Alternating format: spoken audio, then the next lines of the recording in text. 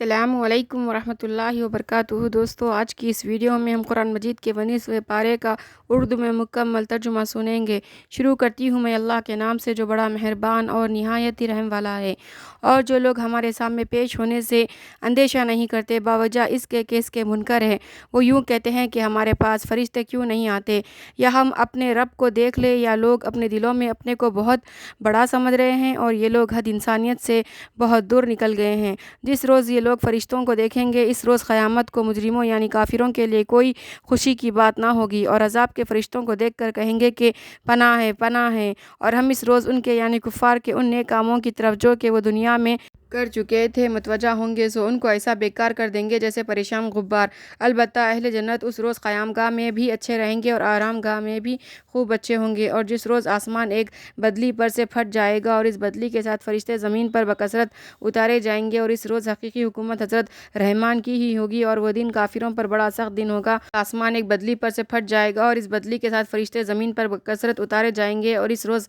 حقیقی حکومت حضرت رحمان کی ہی ہوگی، اور وہ دن کافروں پر بڑا سخت دن ہوگا۔ اور جس روز یعنی ظالم کافر اپنے ہاتھ کاٹ کاٹ کھائیں گا اور کہیں گا کیا اچھا ہوتا میں رسول کے ساتھ دین کی راہ پر لگ لیتا، ہائے میری شامت کی ایسا نہ کیا، اور کیا اچھا ہوتا کہ میں فلاں شخص کو دوست نہ بناتا، اس کمبخت نے مجھ کو نصیحت آئے پیچھے اس سے بہکا دیا اور ہٹا دیا، اور شیطان تو انسان کو عین وقت پر امداد کرنے سے جواب دے ہی دیتا ہے۔ اور اس دن رسول کہیں گے کہ اسے میرے پروردگار، میری اس قوم نے اس قرآن کو جو کہ واجب العمل تھا بالکل نظر انداز کر رکھا تھا، اور ہم اسی طرح یعنی جس طرح یہ لوگ آپ سے عداوت کرتے ہیں مجرم لوگوں میں سے ہر نبی کے دشمن بناتے رہے ہیں، اور ہدایت کرنے کو اور مدد کرنے کو آپ کا رب کافی ہے۔ اور کافر لوگ یوں کہتے ہیں کہ ان پیغمبر پر یہ قرآن دفتن واحدتاً کیوں نازل نہیں کیا گیا، اس طرح تدریجاً اس لیے ہم نے نازل کیا ہے تاکہ ہم اس کے ذریعے سے آپ کے دل کو خوبی رکھیں، اور اسی لیے ہم نے اس کو بہت ٹھہرا ٹھہرا کر اتارا ہے۔ اور یہ لوگ کیسا ہی عجیب سوال آپ کے سامنے پیش کریں، مگر ہم اس کا ٹھیک جواب اور وضاحت میں بھی بڑا ہوا آپ کو عنایت کر دیتے ہیں۔ یہ وہ لوگ ہیں جو اپنے منہوں کے بل جہنم کی طرف لے جائیں گے۔ یہ لوگ جگہ میں بھی بدتر ہے اور طریقے میں بھی بہت گمراہ ہے۔ اور بتحقیق ہم نے موسیٰ علیہ السلام کو کتاب یعنی توریت دی تھی، اور ہم نے ان کے ساتھ ان کے بھائی ہارون علیہ السلام کو ان کا معین بنایا تھا۔ پھر ہم نے دونوں کو حکم دیا کہ دونوں آدمی ان لوگوں کے پاس جاؤ جنہوں نے ہماری توحید کی دلیلوں کو جھٹلایا ہے، سو ہم نے ان کو اپنے قہر سے بالکل ہی غارت کر دیا۔ اور قوم نوح کو بھی ہم ہلاک کر چکے ہیں، جب انہوں نے پیغمبروں کو جھٹلایا تو ہم نے ان کو طوفان سے غرق کر دیا، اور ہم نے ان کے واقعے کو لوگوں کی عبرت کے لیے ایک نشان بنا دیا، اور آخرت میں ہم نے ان ظالموں کے لیے دردناک سزا تیار کر رکھی ہے۔ اور ہم نے عاد اور ثمود اور اصحاب الرس اور ان کے بیچ میں بہت سی امتوں کو ہلاک کر دیا، اور ہم نے ہر ایک کے واسطے عجیب عجیب یعنی مؤثر مضامین بیان کیے، اور جب نہ مانا تو ہم نے سب کو بالکل برباد ہی کر دیا۔ اور یہ کفار مکہ اس بستی پر ہو کر گزرے ہیں جس پر بری طرح پتھر برسائے گئے، مراد قریہ قوم لوط کا ہے، سو کیا یہ لوگ اس کو دیکھتے نہیں رہتے، بلکہ یہ لوگ مر کر جی اٹھنے کا احتمال ہی نہیں رکھتے، یعنی آخرت کے منکر ہے۔ اور جب یہ لوگ آپ کو دیکھتے ہیں تو بس آپ سے تمسخر کرنے لگتے ہیں اور کہتے ہیں کہ کیا یہی ہے جن کو خدا تعالیٰ نے رسول بنا کر بھیجا ہے، اس شخص نے تو ہم کو ہمارے معبودوں سے ہٹا ہی دیا ہوتا اگر ہم ان پر مضبوطی سے قائم نہ رہتے، اور مرنے کے بعد جلد ہی ان کو معلوم ہو جائے گا جب عذاب کا معائنہ کریں گے کہ کون شخص گمراہ تھا۔ اے پیغمبر، آپ نے اس شخص کی حالت بھی دیکھی جس نے اپنا خدا اپنی خواہش نفسانی کو بنا رکھا ہے، سو کیا آپ اس کی نگرانی کر سکتے ہیں، یا آپ خیال کرتے ہیں کہ ان میں اکثر سنتے یا سمجھتے ہیں؟ یہ تو محض چوپایوں کی طرح ہے کہ وہ بات کو نہ سنتے ہیں نہ سمجھتے ہیں، بلکہ ان سے بھی زیادہ بے راہ ہے۔ اے مخاطب، کیا تو نے اپنے پروردگار کی قدرت پر نظر نہیں کی؟ اس نے سایہ کو کیوں کر دور تک پھیلایا ہے، اور اگر وہ چاہتا تو اس کو ایک حالت پر ٹھہرایا ہوا رکھتا۔ پھر ہم نے آفتاب کو اس سائے کی درازی اور کوتاہی پر علامت مقرر کیا، پھر ہم نے اس کو اپنی طرف سے آہستہ آہستہ سمیٹ لیا، اور وہ ایسا ہے جس نے تمہارے لیے رات کو پردے کی چیز اور نیند کو راحت کی چیز بنایا، اور دن کو زندہ ہونے کا وقت بنایا، اور وہ ایسا ہے کہ اپنی باران رحمت سے پہلے ہواؤں کو بھیجتا ہے کہ وہ بارش کی امید لا کر دل کو خوش کر دیتی ہیں۔ اور ہم آسمان سے پانی برساتے ہیں جو پاک کو صاف کرنے کی چیز ہے تاکہ اس کے ذریعے سے مردہ زمین میں جان ڈال دے، اور اپنی مخلوقات میں بہت سے چار پایوں اور بہت سے آدمیوں کو سیراب کر دے، اور ہم اس پانی کو بقدر مصلحت ان لوگوں کے درمیان تقسیم کر دیتے ہیں تاکہ لوگ غور کریں، سو چاہیے تھا کہ غور کر کے اس کا حق ادا کرتے، لیکن اکثر لوگ بغیر ناشکری کیے نہ رہے۔ اور اگر ہم چاہتے تو آپ کے علاوہ اس زمانے میں ہر بستی میں ایک ایک پیغمبر بھیج دیتے، اس نعمت کے شکریہ میں آپ کافروں کی خوشی کا کام نہ کیجیے اور قرآن سے ان کا زور شور سے مقابلہ کیجیے۔ آگے پھر توحید کا بیان ہے، اور وہ ایسا ہے جس نے دو دریاؤں کو صورتاً ملایا، جن میں کا ایک پانی تو شیریں تسکین بخش ہے اور ایک کا پانی شور تلخ ہے، اور ان کے درمیان میں اپنی قدرت سے ایک حجاب اور ایک مانع خوی رکھ دیا۔ اور وہ ایسا ہے جس نے پانی سے یعنی نطفے سے آدمی کو پیدا کیا، پھر اس کو خاندان والا اور سسر والا بنایا۔ اور اے مخاطب، تیرا پروردگار بڑی قدرت والا ہے، اور باوجود اس کے یہ مشرک لوگ ایسے خدا کو چھوڑ کر ان چیزوں کی عبادت کرتے ہیں جو نہ ان کو کچھ نفع پہنچا سکتی ہے اور نہ کچھ ضرر پہنچا سکتی ہیں۔ اور کافر تو اپنے رب کے مخالف ہے، اور ہم نے آپ کو صرف اس لیے بھیجا ہے کہ مومنوں کو جنت کی خوشخبری سنائے اور کافروں کو دوزخ سے ڈرائے۔ آپ کہہ دیجئے کہ میں تم سے اس تبلیغ پر کوئی معاوضہ نہیں مانگتا۔ ہاں، جو شخص یوں چاہیے کہ اپنے رب تک پہنچنے کا راستہ اختیار کر لے، اور اس حی لا یموت پر توکل رکھیے اور اطمینان کے ساتھ اس کی تسبیح و تحمید میں لگے رہیے، اور وہ خدا اپنے بندوں کے گناہوں سے کافی طور پر خبردار ہے۔ وہ ایسا ہے جس نے آسمان و زمین اور جو کچھ ان کے درمیان میں ہے سب 6 روز کے مقدار میں پیدا کیا، پھر تخت شاہی پر قائم ہوا، اور وہ بڑا مہربان ہے۔ اس کی شان کسی جاننے والے سے پوچھنا چاہیے، کافر کیا جانے۔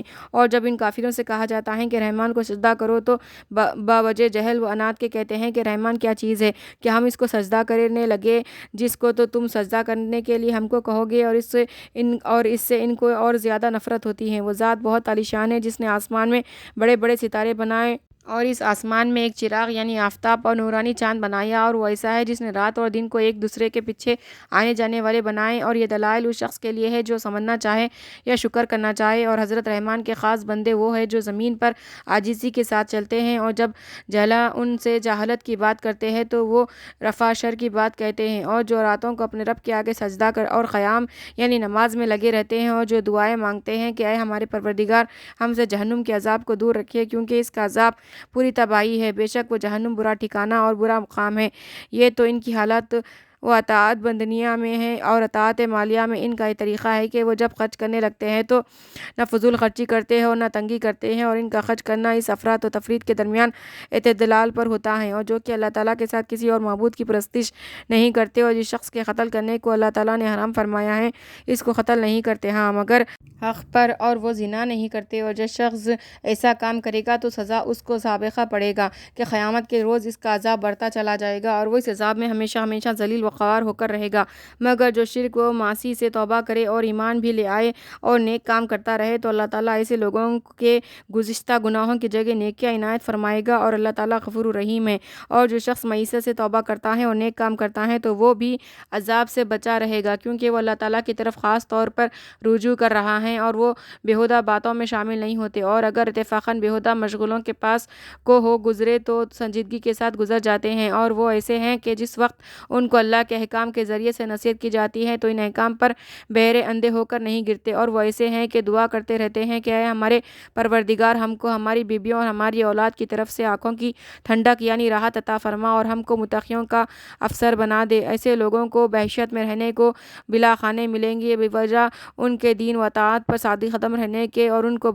اس بہشت میں فرشتوں کی جانب سے بقا کی دعا اور سلام ملے گا، اور اس میں وہ ہمیشہ ہمیشہ رہیں گے۔ وہ کیسا اچھا ٹھکانہ اور مقام ہے۔ آپ عام طور پر لوگوں سے کہہ دیجئے کہ میرا رب تمہارا ذرا بھی پرواہ نہ کرے گا، اگر تم عبادت نہ کرو گے سو تم تو احکام الہی کو جھوٹا سمجھتے ہو، عن قریب یہ جھوٹا سمجھنا تمہارے لیے وبال جان ہوگا۔ سورہ شعراء مکے میں نازل ہوئی اور اس میں 227 آیتیں اور 11 رکوع ہے۔ طاسین میم، یہ مضامین جو آپ پر نازل ہوتے ہیں کتاب واضح یعنی قرآن کی آیتیں ہیں، شاید آپ ان کے ایمان نہ لانے پر رنج کرتے کرتے اپنی جان دے دیں گے، اگر ہم ان کو مومن کرنا چاہے تو ان پر آسمان سے ایک بڑی نشانی نازل کر دے، پھر ان کی گردنیں اس نشانی سے پست ہو جائے، اور ان کی حالت یہ ہے کہ ان کے پاس کوئی تازہ فہماش حضرت رحمان کی طرف سے ایسی نہیں آتی جس سے یہ بے رخی نہ کرتے ہو، سو انہوں نے دین حق کو جھوٹا بتلا دیا، سو اب عنقریب ان کو اس بات کی حقیقت معلوم ہو جائے گی جس کے ساتھ یہ استہزاء کیا کرتے تھے۔ کیا انہوں نے زمین کو نہیں دیکھا کہ ہم نے اس میں کس قدر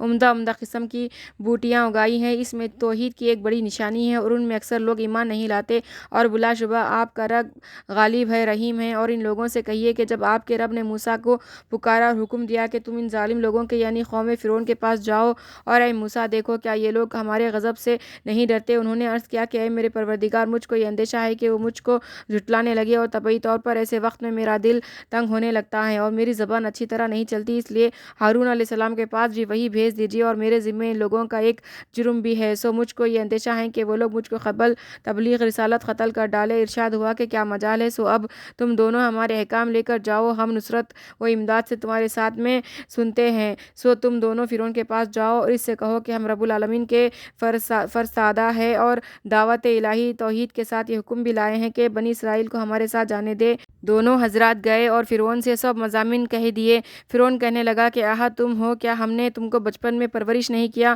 اور تم اپنی اس عمر میں برسوں ہم میں رہا سہا کیے، اور تم نے اپنی وہ حرکت بھی کی تھی جو کی تھی، یعنی خپتی کو قتل کیا تھا، اور تم بڑے ناسپاس ہو۔ موسیٰ علیہ السلام نے جواب دیا کہ واقعی اس وقت وہ حرکت میں کر بیٹھا تھا اور مجھ سے غلطی ہو گئی تھی، پھر جب مجھ کو ڈر لگا تو میں تمہارے ہاں سے مفرور ہو گیا، پھر مجھ کو میرے رب نے دانشمندی عطا فرمائی اور مجھ کو پیغمبروں میں شامل کر دیا اور رہا احسان جتلانا پرورش کا، سو وہ یہ نعمت ہے جس کا تو مجھ پر احسان رکھتا ہے کہ تو نے بنی اسرائیل کو سخت ذلت میں ڈال رکھا تھا۔ فرعون اس بات میں لاجواب ہوا تو اس نے کہا کہ رب العالمین کی ماہیت اور حقیقت کیا ہے؟ موسیٰ علیہ السلام نے جواب دیا کہ وہ پروردگار ہے آسمانوں اور زمین کا اور جو کچھ مخلوقات ان کے درمیان میں ہے اس کا، اگر تم کو یقین کرنا ہو تو یہ پتہ بہت کافی ہے۔ فرعون نے اپنے ارد گرد والوں سے کہا کہ تم لوگ سنتے ہو کہ یہ سوال کچھ جواب کچھ۔ موسیٰ علیہ السلام نے فرمایا کہ وہ پروردگار ہے تمہارا اور تمہارے پہلے بزرگوں کا۔ فرعون نے سمجھا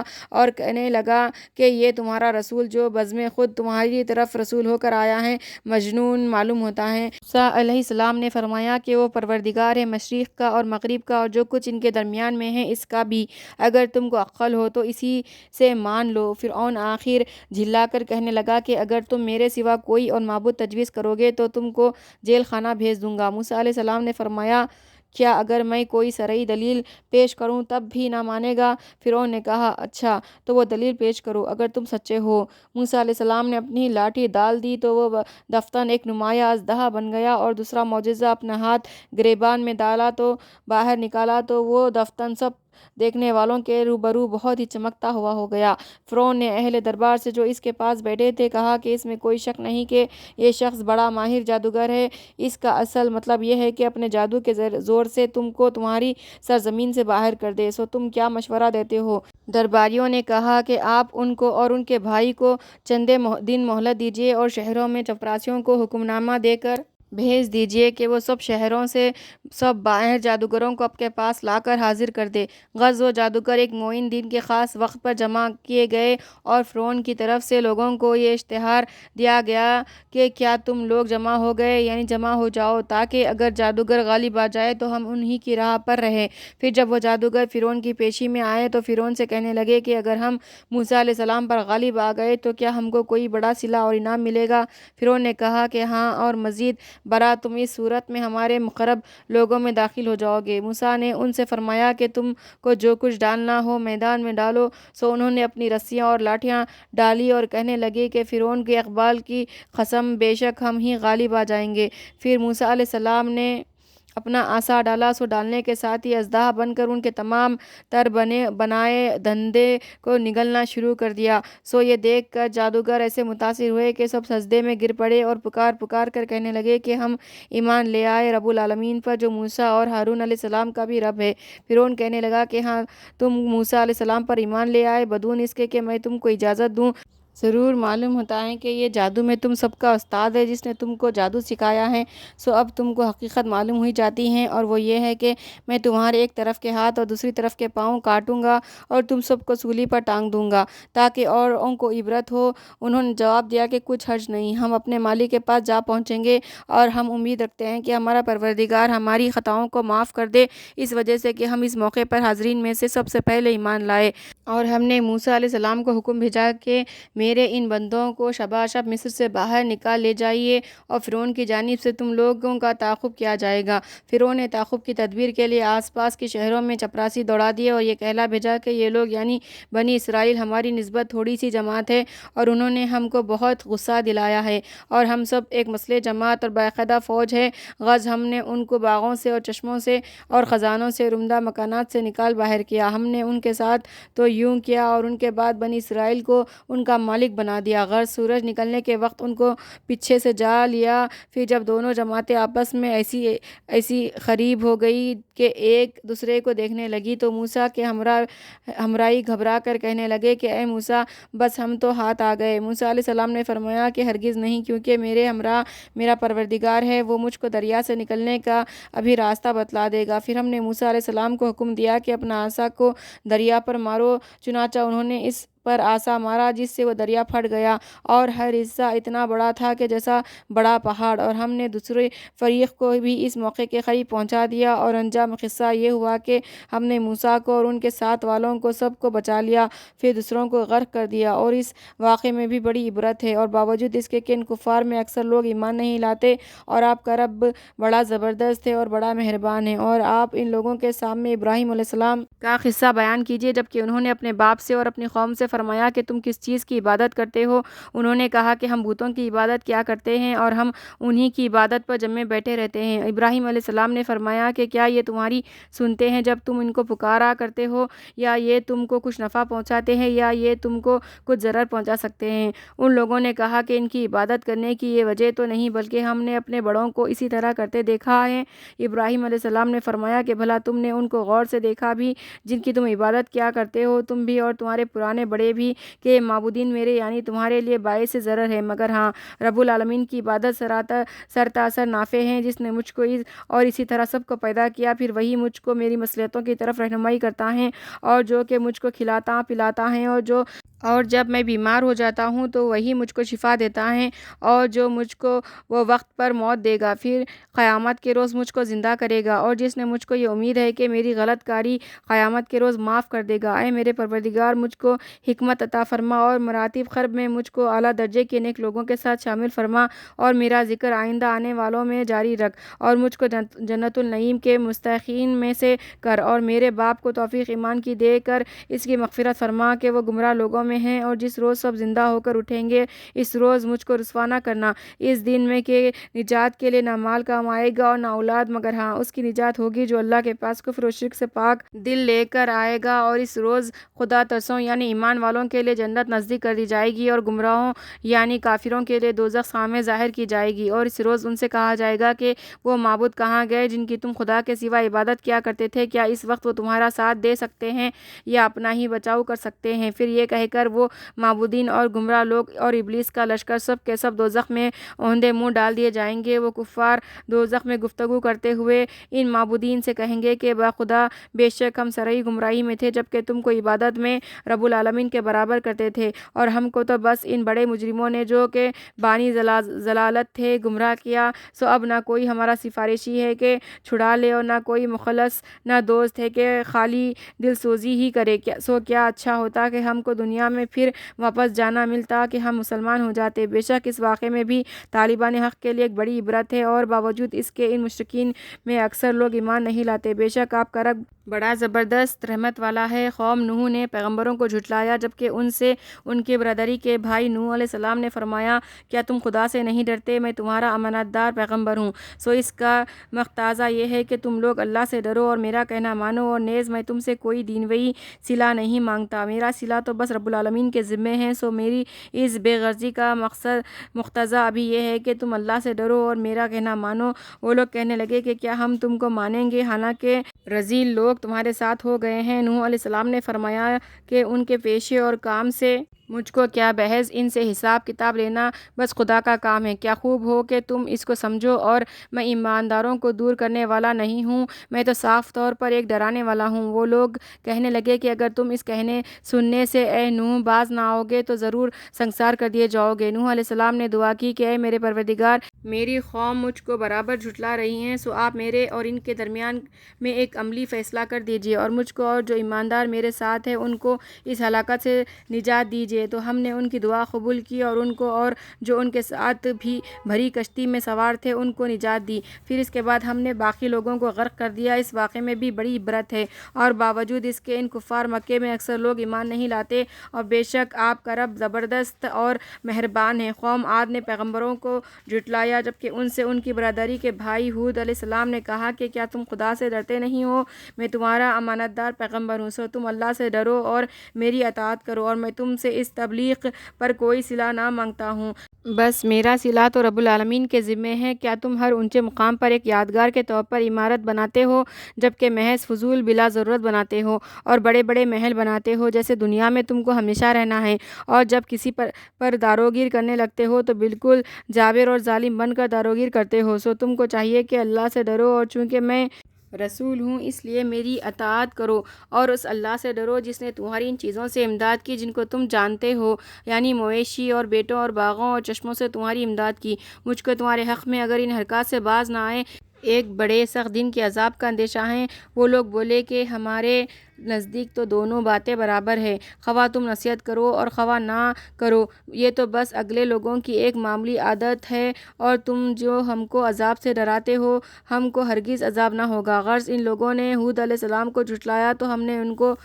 آندھی کے عذاب سے ہلاک کر دیا۔ بے شک اس واقعے میں بڑی عبرت ہے، اور باوجود اس کے ان میں اکثر لوگ ایمان نہیں لاتے، اور بے شک آپ کا رب زبردست اور مہربان ہے۔ قوم سمود نے بھی پیغمبروں کو جھٹلایا جبکہ ان سے ان کے بھائی صالح علیہ السلام نے فرمایا، کیا تم اللہ سے نہیں ڈرتے؟ میں تمہارا امانت دار پیغمبر ہوں، سو تم اللہ سے ڈرو اور میری اطاعت کرو، اور میں تم سے اس پر کچھ صلہ نہیں چاہتا، بس میرا صلہ تو رب العالمین کے ذمے ہے۔ کیا تم کو انہی چیزوں میں بے فکری سے رہنے دے دیا جائے گا جو یہاں دنیا میں موجود ہے، یعنی باغوں میں اور چشموں میں اور کھیتوں اور ان کھجوروں میں جن کے گچھے خوب گندے ہوئے ہیں؟ اور کیا اسی غفلت کی وجہ سے تم پہاڑوں کو تراش تراش کر اتراتے اور فخر کرتے ہوئے مکان بناتے ہو؟ سو اللہ سے ڈرو اور میرا کہنا مانو، اور ان حدود بندگی سے نکل جانے والوں کا کہنا مت مانو جو سرزمین میں فساد کیا کرتے ہیں اور کبھی اصلاح کی بات نہیں کرتے۔ اور ان لوگوں نے کہا کہ تم پر تو کسی نے بڑا بھاری جادو کر دیا ہے،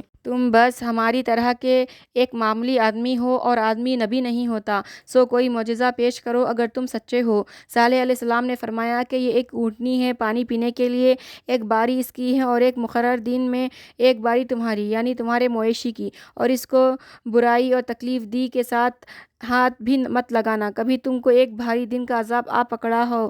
پکڑے۔ سو انہوں نے اس اونٹنی کو مار ڈالا، پھر اپنی حرکت پر پیشمان ہوئے، پھر آخر عذاب نے ان کو آن لیا۔ بے شک اس واقعے میں بڑی عبرت ہے، اور باوجود اس کے ان کفار مکے میں اکثر لوگ ایمان نہیں لاتے، اور بے شک آپ کا رب بڑا زبردست بہت مہربان ہے کہ باوجود قدرت کے مہلت دیتا ہے۔ قوم لوط نے بھی پیغمبروں کو جھٹلایا جبکہ ان سے ان کے بھائی لوط علیہ السلام نے کہا کہ کیا تم اللہ سے ڈرتے نہیں ہو؟ میں تمہارا امانت دار پیغمبر ہوں، سو تم اللہ سے ڈرو اور میری اطاعت کرو، اور میں تم سے اس پر کوئی صلہ نہیں چاہتا، بس میرا صلہ تو رب العالمین کے ذمے ہے۔ کیا تم دنیا جہاں والوں میں سے تم یہ حرکت کرتے ہو کہ مردوں سے فائل کرتے ہو، اور تمہارے رب نے جو تمہارے لیے بیویاں پیدا کی ہیں ان کو نظر انداز کیے ہوئے رہتے ہو؟ بلکہ اصل بات یہ ہے کہ تم حد انسانیت سے گزر جانے والے لوگ ہو۔ وہ لوگ کہنے لگے کہ اے لوط، اگر تم ہمارے کہنے سننے سے باز نہیں آؤ گے تو ضرور بستی سے نکال دیے جاؤ گے۔ لوط علیہ السلام نے فرمایا کہ میں تمہارے اس کام سے سخت نفرت رکھتا ہوں۔ لوط علیہ السلام نے دعا کی کہ اے میرے رب، مجھ کو اور میرے خاص متعلقین کو ان کے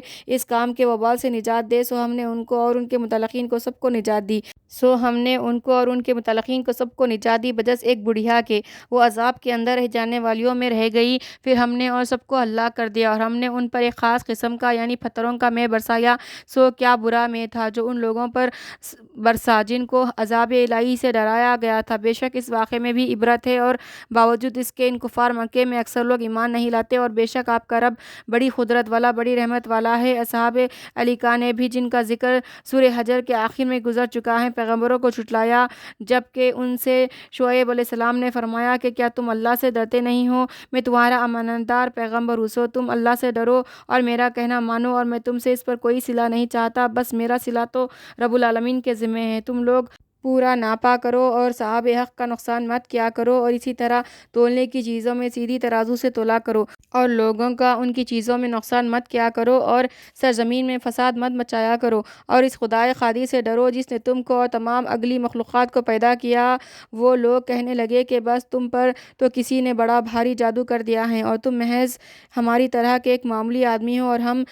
ہم تو تم کو جھوٹے لوگوں میں سے خیال کرتے ہیں۔ سو اگر تم سچوں میں سے ہو تو ہم پر آسمان کا کا کوئی ٹکڑا گرا دو۔ شعیب علیہ السلام نے کہا کہ تمہارے اعمال کو میرا رب ہی خوب جانتا ہے۔ سو وہ لوگ برابر ان کو جھٹلایا کیے۔ پھر ان کو صاحبان کے واقعے نے آ پکڑا۔ بے شک وہ بڑے سخت دن کا عذاب تھا اور اس واقعے میں بھی بڑی عبرت ہے، اور باوجود اس کے ان کفار مکے میں اکثر لوگ ایمان نہیں لاتے۔ اور بے شک آپ کا رب بڑی قوت والا اور بڑی رحمت والا ہے، اور یہ قرآن رب العالمین کا بھیجا ہوا ہے۔ اس کو امانت دار فرشتہ لے کر آیا ہے آپ کے قلب پر صاف عربی زبان میں، تاکہ آپ بھی منجملہ ڈرانے والوں کے ہو۔ اور اس قرآن کا ذکر پہلی امتوں کے آسمانی کتابوں میں بھی ہے۔ کیا ان لوگوں کے لیے یہ بات دلیل نہیں ہے کہ اس پیشن گوئی کو علماء بنی اسرائیل جانتے ہیں؟ اور اگر بالفرض ہم اس قرآن کو کسی عجمہ غیر عربی پر نازل کر دیتے، پھر وہ عجمہ ان کے سامنے اس کو پڑھ بھی دیتا، یہ لوگ تب بھی اس کو نہ مانتے۔ ہم نے اسی طرح شدت و اصرار کے ساتھ اس ایمان نہ لانے کو ان نافرمانوں کے دلوں میں ڈال رکھا ہے۔ یہ لوگ اس قرآن پر ایمان نہ لائیں گے جب تک کہ سخت عذاب کو مرنے کے وقت یا برزخ میں یا آخرت میں نہ دیکھ لیں گے، جو اچانک ان کے سامنے آ کھڑا ہوگا اور ان کو پہلے سے خبر بھی نہ ہوگی۔ پھر اس وقت جان کو بنے گی، کہیں گے کہ کیا کسی طور پر ہم کو کچھ مہلت مل سکتی ہے؟ کیا ہماری وعیدوں کو سن کر یہ لوگ ہمارے عذاب کی تجل چاہتے ہیں؟ اے مخاطب ذرا بتلاؤ تو، اگر ہم ان کو چند سال تک عیش میں رہنے دیں، پھر جس عذاب کا ان سے وعدہ ہے وہ ان کے سر پر آ پڑے تو ان کا وہ عیش کس کام کا آ سکتا ہے؟ اور جتنی بستیاں منکرین کی ہم نے عذاب سے غارت کی ہیں، سب میں نصیحت کے واسطے ڈرانے والے پیغمبر آئے، جب نہ مانا تو عذاب نازل ہوا۔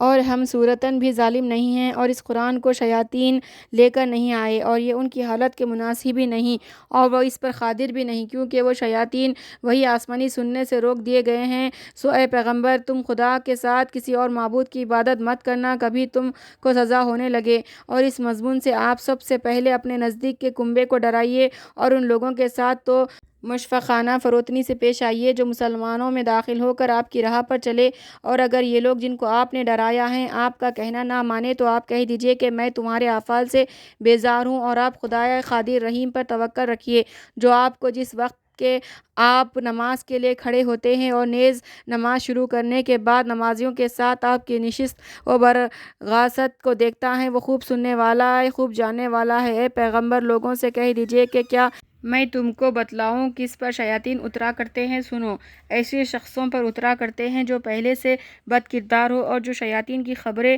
سننے کے لیے کان لگا دیتے ہیں، اور وہ بکثرت جھوٹ بولتے ہیں اور شاعروں کی راہ بے راہ لوگ چلا کرتے ہیں۔ اور اے مخاطب، کیا تم کو معلوم نہیں کہ وہ شاعر لوگ خیالی مضامین کے ہر میدان میں حیران پھرا کرتے ہیں، اور زبان سے وہ باتیں کہتے ہیں جو کرتے نہیں؟ ہاں، مگر جو لوگ ایمان لائے اور اچھے کام کیے، اور انہوں نے اپنے اشعار میں کثرت سے اللہ کا ذکر کیا، اور انہوں نے بعد اس کے ان پر ظلم ہو چکا ہے اس کا بدلہ لیا، اور عنقریب ان لوگوں کو معلوم ہو جائے گا جنہوں نے حقوق اللہ وغیرہ میں ظلم کر رکھا ہے، کسی جگہ ان کو لوٹ کر جانا ہے۔ سورہ نمل مکے میں نازل ہوئی اور اس میں 13ویں آیت اور 7 رکوع ہے۔ شروع کرتی ہوں میں اللہ کے نام سے جو بڑا مہربان اور نہایت ہی رحم والا ہے۔ توسین، یہ آیتیں جو آپ پر نازل کی جاتی ہیں آیتیں ہیں قرآن کی اور ایک واضح کتاب کی۔ یہ آیتیں ہیں ایمان والوں کے لیے موجب ہدایت اور مزدہ سنانے والی ہے۔ جو مسلمان ایسے ہیں کہ نماز کی پابندی کرتے ہیں اور زکوٰۃ دیتے ہیں اور آخرت پر پورا یقین رکھتے ہیں، یہ تو ایمان والوں کی صفت ہے۔ اور جو لوگ آخرت پر ایمان نہیں رکھتے، ہم نے ان کے اعمال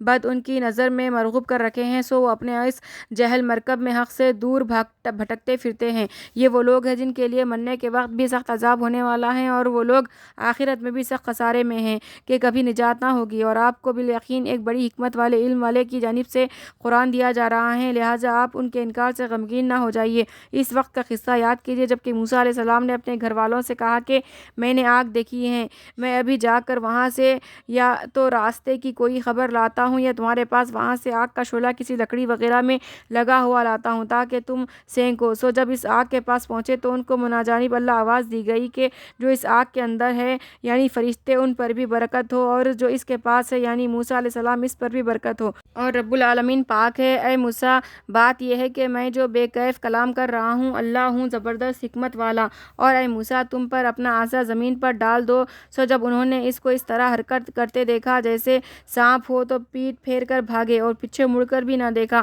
ارشاد ہوا کہ اے موسیٰ، ڈرو نہیں، ہمارے حضور میں یعنی پیغمبر نہیں ڈرا کرتے۔ ہاں مگر جس سے کوئی قصور ہو جائے، پھر برائی ہو جانے کے بعد بجائے اس کے نیک کام کر لے یعنی توبہ کر لے تو میں مغفرت والا رحمت والا ہوں۔ اور تم اپنا ہاتھ اپنے گریبان کے اندر لے جاؤ اور پھر نکالو تو وہ بلا کسی عیب یعنی بلا کسی مرض برس وغیرہ کے روشن ہو کر نکلے گا۔ 9 معجزوں میں سے ہے جن کے ساتھ تم کو فرعون اور اس کی قوم کی طرف بھیجا جاتا ہے کیونکہ وہ بڑے حد سے نکل جانے والے لوگ ہیں۔ غرض ان لوگوں کے پاس جب ہمارے دیے ہوئے معجزے پہنچے جو نہایت واضح تھے تو وہ لوگ ان سب کو دیکھ کر بھی بولے یہ زرعی جادو ہے، اور غضب تو یہ تھا کہ ظلم اور تکبر کی راہ سے ان معجزات کے بالکل منکر ہو گئے، حالانکہ ان کے دلوں نے ان کا یقین کر لیا تھا۔ سو دیکھیے کیسا برا انجام ہوا ان مفسدوں کا۔ اور ہم نے داؤد علیہ السلام اور سلیمان علیہ السلام کو شریعت اور ملک داری کا علم عطا فرمایا، اور ان دونوں نے ادائے شکر کے لیے کہا کہ تمام تعریف اللہ کے لیے سزاوار ہے جس نے ہم کو اپنے بہت سے ایمان والے بندوں پر فضیلت دی۔ اور داؤد علیہ السلام کی وفات کے بعد ان کے قائم مقام سلیمان ہوئے، اور انہوں نے اظہار شکر کے لیے کہا کہ اے لوگو، ہم کو پرندوں کی بولی سمجھنے کی تعلیم کی گئی ہے اور ہم کو سامان سلطنت کے متعلق ہر قسم کی ضروری چیزیں دی گئی ہیں۔ واقعی یہ اللہ تعالیٰ کا صاف فضل ہے۔ اور سلیمان علیہ السلام کے لیے جو ان کا لشکر جمع کیا گیا، ان میں جن بھی تھے اور انسان بھی اور پرندے بھی جو کسی بادشاہ کے مسخر نہیں ہوتے، اور اس کثرت سے تھے کہ ان کو چلنے کے وقت روکا جاتا تھا، یہاں تک کہ جب چونٹیوں کے ایک میدان میں آئے تو ایک چونٹی نے دوسری چونٹی سے کہا کہ اے چونٹی، اپنے اپنے سوراخوں میں جا گھسو، کہیں تم کو سلیمان علیہ السلام اور ان کا لشکر بے خبری میں نہ کچل ڈالے۔ سو سلیمان علیہ السلام اس کی بات سے مسکراتے ہوئے ہنس پڑے اور کہنے لگے کہ اے میرے رب، مجھ کو اس پر مدامت دیجیے کہ میں آپ کی نعمتوں کا شکر کیا کروں جو آپ نے مجھ کو اور میرے ماں باپ کو عطا فرمائی ہیں، اور اس پر بھی مدامت دیجیے کہ میں نیک کام کیا کروں جس سے آپ خوش ہو، اور مجھ کو اپنی رحمت خاصہ سے اپنے اعلیٰ درجے کے نیک بندوں میں داخل رکھیے۔ اور ایک بار یہ قصہ ہوا کہ سلیمان علیہ السلام نے پرندوں کی حاضری لی تو ہدہد کو نہ دیکھا۔ فرمانے لگے کہ یہ کیا بات ہے کہ میں ہدہد کو نہیں دیکھتا، کیا کہیں غائب ہو گیا ہے؟ میں اس کو غیر حاضری پر سخت سزا دوں گا، یا اس کو ذبح کر ڈالوں گا، یا وہ کوئی صاف حجت اور عذر غیر حاضری کا میرے سامنے پیش کرے۔ سو تھوڑی ہی دیر میں وہ آ گیا اور سلیمان علیہ السلام سے کہنے لگا کہ میں ایسی بات معلوم کر کے آیا ہوں جو آپ کو معلوم نہیں ہوئی، اور اجملہ بیان اس کا یہ ہے کہ میں آپ کے پاس قبیلہ سبا کی ایک تحقیق خبر لایا ہوں۔ میں نے ایک عورت کو دیکھا کہ وہ ان لڑکوں پر بادشاہی کر رہی ہے، اور اس کو سلطنت کے لوازم میں سے ہر قسم کا سامان میسر ہے، اور اس کے پاس ایک بڑا اور قیمتی تخت ہے۔ میں نے اس کو اور اس کے عورت کی قوم کو دیکھا کہ وہ خدا کی عبادت کو چھوڑ کر آفتاب کو سجدہ کرتے ہیں، اور شیطان نے ان کے ان اعمال کفریہ کو ان کی نظر میں مرغوب کر رکھا ہے اور ان کو راہ حق سے روک رکھا ہے۔ سو وہ راہ حق پر نہیں چلتے کہ اس خدا کو سجدہ نہیں کرتے جو ایسا قادر ہے کہ آسمان اور زمین کی پوشیدہ چیزوں کو جن میں بارش اور نباتات بھی ہے باہر لاتا ہے، اور ایسا عالم ہے کہ تم لوگ جو کچھ دلیلیں پوشیدہ رکھتے ہو، جو کچھ زبان وغیرہ سے ظاہر کرتے ہو، وہ سب کچھ جانتا ہے۔ بس اللہ ہی ایسا ہے کہ اس کے سوا کوئی لائق عبادت نہیں، اور وہ عرش عظیم کا مالک ہے۔ سلیمان علیہ السلام یہ سن کر فرمایا کہ ہم بھی ابھی دیکھ لیتے ہیں کہ تو سچ کہتا ہے یا جھوٹوں میں سے ہے۔ اچھا، میرا یہ خط لے جا اور اس کو اس کے پاس ڈال دینا، پھر ذرا وہاں سے ہٹ جانا، پھر دیکھنا کہ آپس میں کیا سوال و جواب کرتے ہیں۔ بلقیس نے پڑھ کر اپنے سرداروں سے مشورہ کے لیے کہا کہ اے اہل دربار، میرے پاس ایک خط جس کا مضمون نہایت دقت ہے ڈالا گیا ہے، وہ سلیمان علیہ السلام کی طرف سے ہے، اور اس میں یہ مضمون ہے: اول بسم اللہ الرحمن الرحیم، اور اس کے بعد یہ کہ تم لوگ میرے مقابلے میں تکبر مت کرو اور میرے پاس متی ہو کر چلے آؤ۔ بلقیس نے کہا کہ اے اہل دربار، تم مجھ کو میرے اس معاملے میں رائے دو کہ مجھ کو سلیمان کے ساتھ کیا معاملہ کرنا چاہیے، اور میں کسی بات کا قطعی فیصلہ نہیں کرتی جب تک کہ تم لوگ میرے پاس موجود نہ ہو۔ وہ لوگ کہنے لگے کہ ہم بڑے طاقتور اور بڑے لڑنے والے ہیں، اور آئندہ اختیار تم کو ہے، سو تم ہی مصلحت دیکھ لو، جو کچھ تجویز کر کے حکم دینا ہو۔ بلقیس کہنے لگی کہ والیان ملک کا یہ قاعدہ ہے کہ جب کسی بستی میں مخالفانہ طور پر داخل ہوتے ہیں تو اس کو تہہ والا کر دیتے ہیں، اور اس کے رہنے والے میں جو عزت دار ہیں ان کو ذلیل کیا کرتے ہیں، اور یہ لوگ بھی ایسا ہی کریں گے۔ اور میں ان لوگوں کے پاس کچھ ہدیہ بھیجتی ہوں، پھر دیکھوں گی کہ وہ فرستادے وہاں سے کیا جواب لے کر آتے ہیں۔ سو جب وہ فرستادے سلیمان علیہ السلام کے پاس پہنچے اور تحفہ پیش کیے تو سلیمان علیہ السلام نے فرمایا: کیا تم لوگ یعنی بلقیس وغیرہ مال سے میری امداد کرتے ہو؟ سو سمجھ رکھو کہ اللہ نے جو کچھ مجھ کو دے دے رکھا ہے وہ اس سے کہیں بہتر ہے جو تم کو دے رکھا ہے۔ ہاں تم ہی اپنے اس ہدیے پر اتراتے ہو گئے، سو یہ تحفے ہم نہ لیں گے۔ تم ان کو لے کر ان لوگوں کے پاس لوٹ جاؤ، سو ہم ان پر ایسی فوجیں بھیجتے ہیں کہ ان لوگوں سے ان کا ذرا مقابلہ نہ ہو سکے گا، اور ہم ان کو وہاں سے ذلیل کر کے نکال دیں گے، وہ ہمیشہ کے لیے ماتحت ہو جائیں گے۔ سلیمان علیہ السلام کو وحی سے یا کسی تیر وغیرہ کے ذریعے سے اس کا چلنا معلوم ہوا تو انہوں نے فرمایا کہ اے اہل دربار، تم میں کوئی ایسا ہے جو اس بلقیس کا تخت قبل اس کے کہ وہ لوگ میرے پاس متی ہو کر آئے حاضر کر دے۔ ایک خوئی ہیکل جین نے جواب میں عرض کیا کہ میں اس کو آپ کی خدمت میں حاضر کر دوں گا قبل اس کے کہ آپ اپنے اجلاس سے اٹھے، اور گو وہ بہت بھاری ہے مگر میں اس کے لانے پر طاقت رکھتا ہوں، اور گو وہ بڑا قیمتی ہے مگر امانت دار بھی ہوں۔ جس کے پاس کتاب کا علم تھا اس علم والے نے اس جن سے کہا کہ میں اس کو تیرے سامنے تیری آنکھ جھپکنے سے پہلے لا کھڑا کر سکتا ہوں۔ بس جب سلیمان علیہ السلام نے اپنے روبرو اس کو دیکھا تو خوش ہو کر شکر کے طور پر کہنے لگے کہ یہ بھی میرے پروردگار کا ایک فضل ہے تاکہ وہ میری آزمائش کرے کہ میں شکر کرتا ہوں یا خدا نخواستہ ناشکری کرتا ہوں، اور ظاہر ہے کہ جو شخص شکر کرتا ہے وہ اپنے ہی نفع کے لیے شکر کرتا ہے، اللہ تعالیٰ کا کوئی نفع نہیں، اور اسی طرح جو ناشکری کرتا ہے میرے رب غنی ہے اور کریم ہے۔ اس کے بعد سلیمان علیہ السلام نے بلقیس کی عقل آزمانے کے لیے حکم دیا کہ اس کے لیے اس کے تخت کی صورت بدل دو، ہم دیکھے کہ اس کو اس کا پتہ لگتا ہے یا اس کا ان ہی میں شمار ہے جن کو ایسی باتوں کا پتہ نہیں لگتا۔ سو جب بلقیس آئی تو اس سے تخت دکھا کر کہا گیا کہ کیا تمہارا تخت ایسا ہی ہے؟ وہ کہنے لگی ہاں ہے تو ایسا ہی ہے، اور یہ بھی کہا کہ ہم لوگوں کو تو اس واقعے سے پہلے ہی آپ کی نبوت کی تحقیق ہو چکی ہے، اور ہم اسی وقت سے دل سے متی ہو چکے ہیں، اور اس کو ایمان لانے سے غیر اللہ کی عبادت نے جس کی اس کو عادت تھی روک رکھا تھا، اور وہ عادت اس لیے پڑ گئی تھی کہ وہ کافر قوم میں کی تھی۔ بلقیس سے کہا گیا کہ اس محل میں داخل ہو۔ وہ چلی راہ میں حوض آیا تو جب اس کا صحن دیکھا تو اس کو پانی سے بھرا ہوا سمجھا، اور اس کے اندر گھسنے کے لیے اپنی دونوں پنڈلیاں کھول دی۔ اس وقت سلیمان علیہ السلام نے فرمایا کہ یہ تو ایک محل ہے جو شیشوں سے بنایا گیا ہے۔ اس وقت بلقیس کہنے لگے کہ اے میرے پروردگار، میں نے اب تک اپنے نفس پر ظلم کیا تھا کہ شرک میں مبتلا تھی، اور میں اب سلیمان علیہ السلام کے ساتھ یعنی ان کے طریقے پر ہو کر رب العالمین پر ایمان لائی ہوں، اور ہم نے قوم سمود کے پاس ان کے برادری کے بھائی صالح علیہ السلام کو پیغمبر بنا کر بھیجا یہ پیغام دے کر کہ تم اللہ کی عبادت کرو۔ سو اچانک ان میں دو فریق ہو گئے جو دین کے بارے میں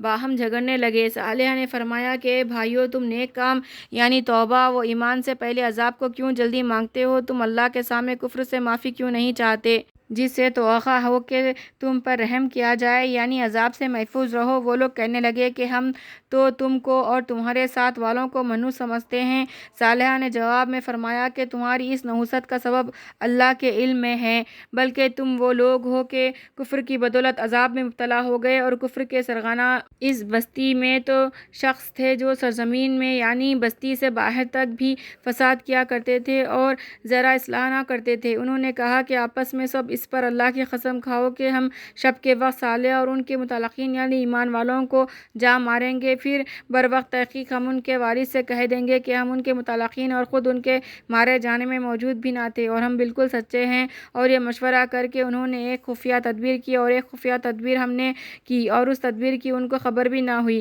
سو دیکھیے ان کی شرارت کا کیا انجام ہوا کہ ہم نے ان کو بطریق مذکور اور پھر ان کی قوم کو سب کو آسمانی عذاب سے غارت کر دیا۔ سو یہ ان کے گھر ہے جو ویران پڑے ہیں ان کے کفر کے سبب سے۔ بلا شبہ اس واقعے میں بڑی عبرت ہے دانش مندوں کے لیے، اور ہم نے ایمان اور تقوی والوں کو نجات دی۔ اور ہم نے لوط علیہ السلام کو بھیجا تھا جبکہ انہوں نے اپنی قوم سے فرمایا کہ کیا تم بیاہی کا کام کرتے ہو حالانکہ سمجھدار ہو؟ کیا تم مردوں کے ساتھ شہوت رانی کرتے ہو عورتوں کو چھوڑ کر؟ اور اس کی برائی میں کوئی شبہ نہیں بلکہ اس باب میں تم محض جہالت کر رہے ہو۔ سو اس تقریر کا ان کی قوم سے کوئی معقول جواب نہ بن پڑا بجز اس کے کہ آپس میں کہنے لگے کہ لوط علیہ السلام کے لوگوں کو تم اپنی بستی سے نکال دو کیونکہ یہ لوگ بڑے پاک و صاف بنتے ہیں۔ سو ہم نے اس قوم پر عذاب نازل کیا اور لوط علیہ السلام کو اور ان کے متعلقین کو بچا لیا بجز ان کی بیوی کے۔ اس کو ہم نے انہی لوگوں میں تجویز کر رکھا تھا جو عذاب میں رہ گئے تھے، اور ہم نے ان پر ایک نئی طرح کا مے برسایا۔ سو ان لوگوں کا کیا برا میں تھا جو ڈرائے گئے تھے؟ آپ بیان توحید کے لیے بطور خطبہ کے کہیے کہ تمام تعریفیں اللہ ہی کے لیے سزاوار ہے اور اس کے ان بندوں پر سلام نازل ہو جن کو اس نے منتخب فرمایا ہے۔ کیا اللہ بہتر ہے یا وہ چیزیں جن کو شریک ٹھہراتے ہیں؟ صدق اللہ العلی العظیم۔